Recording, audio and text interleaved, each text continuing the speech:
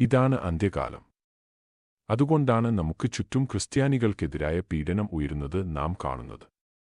എന്നാൽ സുവിശേഷം ഭൂമിയുടെ അറ്റങ്ങളിലേക്ക് വ്യാപിക്കുന്നത് തടയാൻ ആർക്കും, ഒരു ഭരണാധികാരിക്കോ ഒരു വ്യവസ്ഥയ്ക്കോ ഇരുട്ടിനോ കഴിയില്ല. ക്രിസ്തുവിന്റെ വെളിച്ചം എപ്പോഴും രാത്രിയിൽ തുളച്ചുകയറും.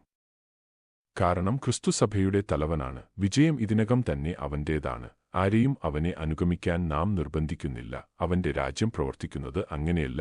ദൈവത്താൽ മാത്രം ഹൃദയങ്ങൾ മാറ്റപ്പെടുന്നു. പിന്നെ എന്തിനാണ് ഒരു ക്രിസ്ത്യൻ ന്യൂനപക്ഷത്തെ ഭയപ്പെടുന്നത്? കാരണം സത്യം കാട്ടുതീ പോലെ പടരുന്നത് അവർ കാണുന്നു. ഭൂമിയിലെ ഒരു ശക്തിക്കും അത് കെടുത്താൻ കഴിയില്ലെന്ന് അവർക്കറിയാം. അത് മനുഷ്യന്റെയല്ല, ദൈവത്തിന്റെ പ്രവൃത്തിയാണ്. നിരവധി രക്തസാക്ഷികൾ നമ്മുടെ മുമ്പിൽ പോയി അവരുടെ സാക്ഷ്യം രക്തം കൊണ്ട് മുദ്രയിട്ടു. നിങ്ങൾക്ക് ശരീരത്തെ കൊല്ലാൻ കഴിയും, പക്ഷേ നിങ്ങൾക്ക് സത്യത്തെ കൊല്ലാൻ കഴിയില്ല. ദൈവം ഒരു പുതിയ തലമുറയെ ഉയർത്തും. ഒരിക്കൽ ക്രിസ്ത്യാനികളെ വേട്ടയാടിയ പൗലോസ് പോലും വഴിയിൽ ക്രിസ്തുവിനെ കണ്ടുമുട്ടി. അന്നുമുതൽ അവൻ ജനതകളിലേക്ക് സുവിശേഷം എത്തിച്ചു. ദൈവം തന്റെ ജനത്തെ പരിപാലിക്കുന്നു. ഈ ലോകം അതിന്റെ എല്ലാ ശക്തിയോടും അഹങ്കാരത്തോടും കൂടി കത്തിച്ചാമ്പലാകാൻ വിധിക്കപ്പെട്ടിരിക്കുന്നു. ക്രിസ്തു ഈ ഭൂമിയോട് ബന്ധിതനല്ല. അവൻ തന്റെ നിത്യരാജ്യത്തിൽ നമുക്ക് ജീവൻ വാഗ്ദാനം ചെയ്യുന്നു.